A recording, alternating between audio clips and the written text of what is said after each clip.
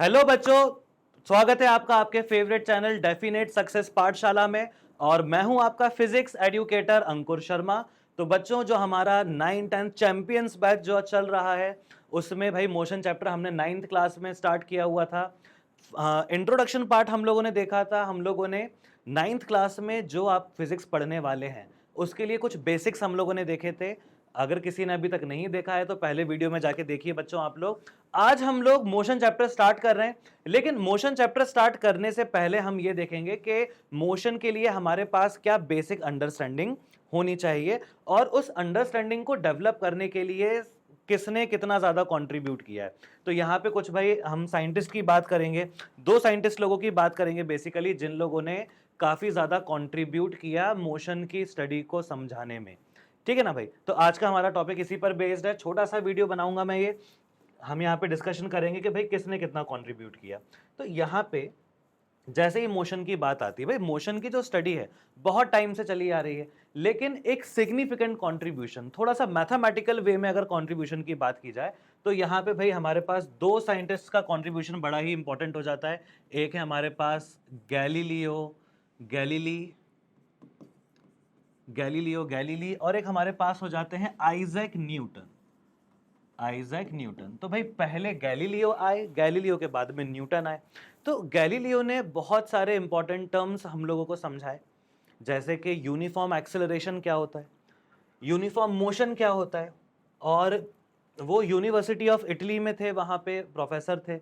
तो वहाँ पे उन्होंने एक्सपेरिमेंट करके दिखाया। उन्होंने जो लीनिंग टावर ऑफ पीसा है वहाँ से उन्होंने दो ऑब्जेक्ट्स गिरा के दिखाए बच्चों, अलग अलग मासेस के, और लोगों को बताया कि डिफरेंट मास के ऑब्जेक्ट्स भी सेम टाइम में ही अर्थ पे आएंगे, ग्राउंड पर आएंगे, सेम टाइम में सेम डिस्टेंस कवर करेंगे, है ना। और उन्होंने एक्सेलरेशन का कॉन्सेप्ट यहाँ पे समझाया कि जो अर्थ है वो यूनिफॉर्म एक्सेलरेशन प्रोवाइड कर रही है ऑब्जेक्ट्स को, तो सेम टाइम लगेगा उन्हें ग्राउंड पे आने में, है ना। तो गैलीलियो का और भी बहुत ज्यादा कंट्रीब्यूशन है। यहाँ पे हम थोड़ा सा उनके बारे में डिस्कशन करेंगे कि भाई 1564 उनका यहाँ पे जो बर्थ डेट है, 15 फरवरी 1564।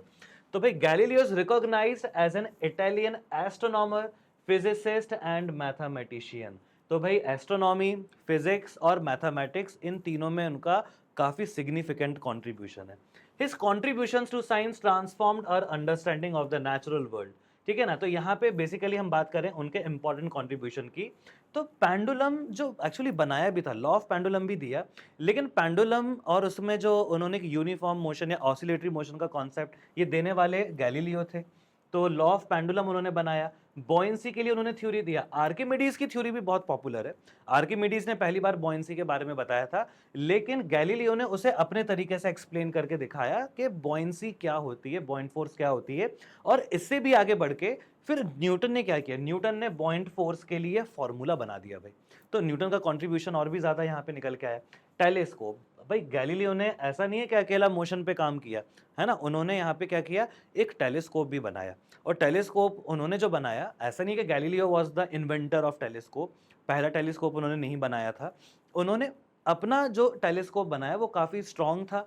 उससे उस टेलीस्कोप से क्या किया गैलीलियो ने अपने बनाए हुए टेलीस्कोप से जुपिटर को भी देखा और जुपिटर का मून भी देख लिए उन्होंने, कि जो जुपिटर के दो मून देखे थे आई थिंक उन्होंने, तो मून्स भी देखे उन्होंने जुपिटर के।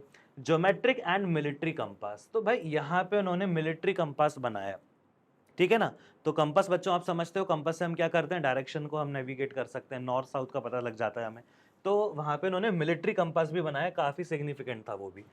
तो गैलीलियो ने भाई क्या किया, गैलीलियो ने आप लोगों ने सोशल में बच्चों पढ़ा होगा, आप लोग 9-10 के स्टूडेंट हो, तो उस टाइम पे जो वो एरा था, it was the era of renaissance.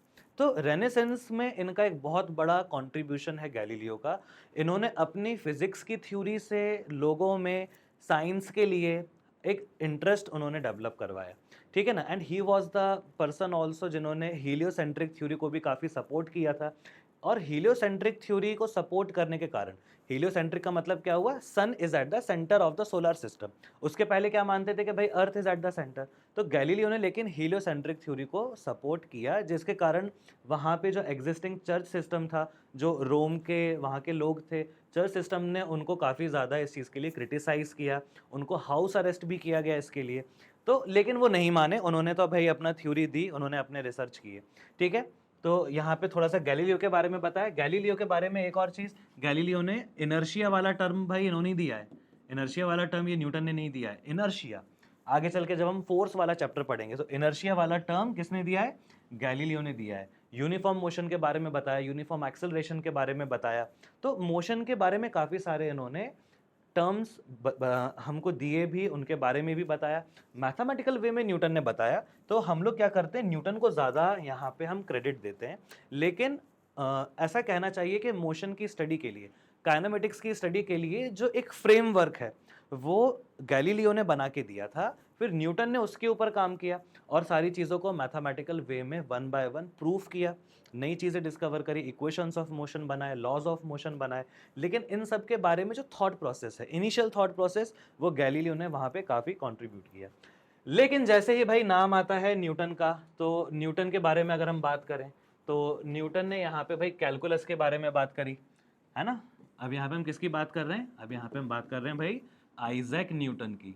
तो न्यूटन के बारे में तो भाई अगर हम बात करना शुरू करेंगे तो बहुत लंबी कहानी है न्यूटन की, बहुत सारे कंट्रीब्यूशन है। लेकिन बेसिक कंट्रीब्यूशंस की अगर हम बात करें, भाई मैथमेटिक्स में एक नई ब्रांच ही बना दी इन्होंने, कैलकुलस, ठीक है। तो कैलकुलस उन्होंने बनाया। मोशन में अगर हम बात करें, इक्वेशन ऑफ मोशन न्यूटन ने ही बनाया, laws of motion, universal law of gravitation and many more. तो न्यूटन के कंट्रीब्यूशन हम हमारी पूरी 9th के क्लास में पढ़ते ही रहेंगे, ठीक है बच्चों। तो बेसिकली अब आने वाला जो चैप्टर है, जो हम लोग मोशन चैप्टर स्टार्ट करेंगे, हमें न्यूटन के ही बनाई हुई फिजिक्स के बारे में पूरा डिस्कशन करना है, ठीक है भाई। चलो भाई, तो ये था आज हमारा एक छोटा सा इंट्रोडक्शन, किसके लिए, जो हमारे मोशन की अंडरस्टैंडिंग डेवलप करवाने में जिन साइंटिस्ट ने हेल्प करी, ठीक है ना भाई। तो अब नेक्स्ट वीडियो में हम लोग क्या करेंगे, नेक्स्ट वीडियो में हम लोग मोशन चैप्टर स्टार्ट करेंगे, उसके बारे में पढ़ेंगे ना, टाइप्स ऑफ मोशन क्या होता है, यूनिफॉर्म मोशन क्या होता है, स्केलर वेक्टर क्या होते हैं, ये सारी बात करेंगे। तो बच्चों जाते जाते मैं आपको बता दूं, जो हमारा DSC online focus plus batch है वो स्टार्ट होने वाला है बहुत जल्दी। और नीट के लिए जो बच्चे एस्पिरेशन रखते हैं, आप अपने जो 9th-10th के बच्चे अगर मुझे सुन रहे हैं, तो आप अपने सीनियर्स को, आप अपने रिलेटिव्स को जो 11th में आने वाले हैं, 12th में है या फिर या ड्रॉप लिया हुआ है, तो आप उनको ज़रूर बताइए डीएससी ऑनलाइन फोकस प्लस के बारे में। नीट के लिए ये बेस्ट ऑनलाइन प्लेटफॉर्म है जहाँ पे आपको ऑफलाइन जैसा ही नीट के लिए तैयार किया जाएगा, ठीक है। चलिए बच्चों, मिलते हैं नेक्स्ट वीडियो में। Thank you.